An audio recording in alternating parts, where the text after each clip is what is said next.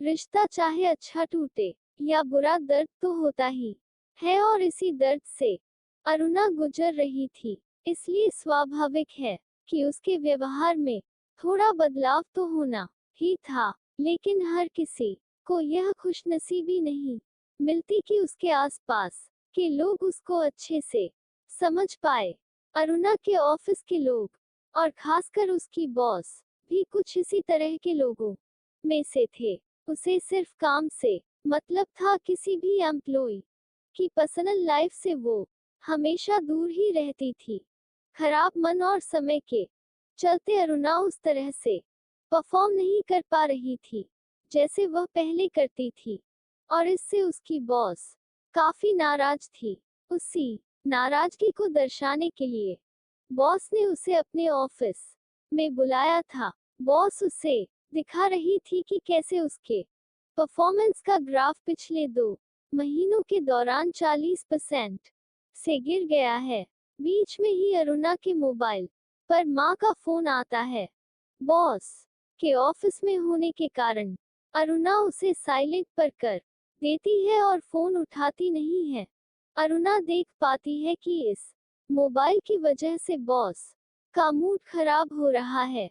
अरुणा ने उनसे अपनी तकलीफ बतानी चाहिए। मैडम, मेरे जिंदगी में कुछ। बॉस बीच में ही बोल पड़ी, हाँ हाँ मुझे पता है तुम्हारा तलाक हुआ है, लेकिन तुम भी अच्छी तरह से जानती हो मुझे यह बिल्कुल पसंद नहीं है कि कोई अपनी पर्सनल लाइफ को प्रोफेशनल लाइफ में लेकर आए। बॉस अपनी बात पूरी कर पाए उससे पहले ही अरुणा का मोबाइल फिर से बजा, और इस बार शायद जरूरी काम हो सकता है सोचकर अरुणा ने फोन रिसीव कर लिया। मैडम से एक्सक्यूज मी कहते हुए साइड में जाकर धीमी आवाज में माँ से कहने लगी, माँ मैं बॉस के साथ मीटिंग में हूँ, 10 मिनट में आपको कॉल करती हूँ। तभी माँ दूसरी तरफ से बड़ी मुश्किल से बोल पाई, मुझे सांस लेने में। अरुणा को यह समझते देर नहीं लगी कि बीपी की दवाई नहीं खाई होगी, इसलिए अब उनका बीपी लो हो गया होगा और सांस लेने में तकलीफ हो रही होगी। पहले ही गुस्से में बैठी बॉस अरुणा को अपने अनप्रोफेशनल बर्ताव के लिए खरी खोटी सुना रही थी, और ऊपर से ऐसी परिस्थिति की अरुणा को इस मीटिंग को तुरंत छोड़कर जाना पड़े। अरुणा ने वही किया जो उसे करना चाहिए था। वो अपने बॉस को सॉरी बोलकर तुरंत माँ की हेल्प करने दौड़ पड़ी, ये जानते हुए भी कि शायद इसके परिणाम स्वरूप उसकी नौकरी भी जा सकती है। टैक्सी में तेजी से घर की तरफ जा रही अरुणा के दिमाग में कई विचार चल रहे थे, जैसे कि कहीं माँ को कुछ हो तो नहीं जाएगा, मेरे पहुंचने तक वो सरवाइव कर पाएगी या नहीं।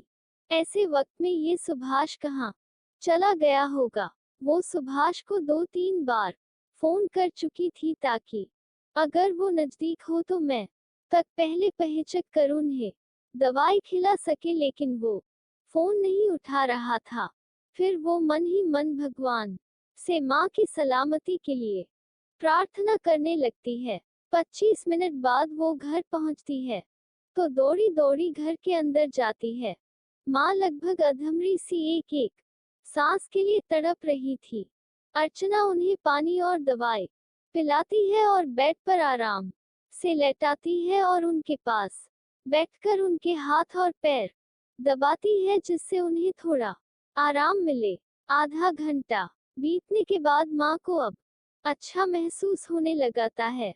माँ अरुणा की ओर एकटक देख रही थी, उनके आंखों में आंसू थे। अरुणा ने उनके आंसू पोंछे और उन्हें रोने के लिए मना किया। माँ ने कांपती हुई आवाज में कहा, अरुणा आज तुम नहीं आती तो शायद मैं। अरुणा ने उनके मुंह पर हाथ रखते हुए कहा, कैसे नहीं आती माँ, तकलीफ में हो और बहू ना आए ऐसे हो सकता है भला। अरुणा तुम बिल्कुल नहीं बदली, तुम अभी भी वैसी ही हो जैसे पहले थी। मैं सोचती थी तलाक के बाद सब बदल जाएगा। माँ ने अपने मन की बात अरुणा को बताई। अरुणा ने कहा, मैं बदल जाऊंगी, ऐसा कभी मत सोचना माँ, क्योंकि मेरा तलाक आपके बेटे से हुआ है, आपसे नहीं।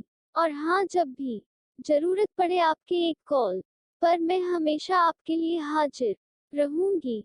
तब तक सुभाष भी ऑफिस से घर लौट आया था, माँ को बेड पर और साथ में अरुणा को देख सुभाष जल्दी से दौड़कर उनके पास आया। माँ को क्या हुआ उसके बारे में पूछने लगा। अरुणा ने सारी बात सुभाष को बताई और माँ को खाना खिलाकर दवाई देने के लिए कहकर जाने लगी। सुभाष ने अरुणा से कहा, शुक्रिया, तुमने माँ के लिए इतना कुछ किया। अरुणा जाते जाते सुभाष से कह गई, कुछ रिश्तों के नाम नहीं होते, लेकिन कुछ रिश्ते दिल से भी निभाए जाते हैं।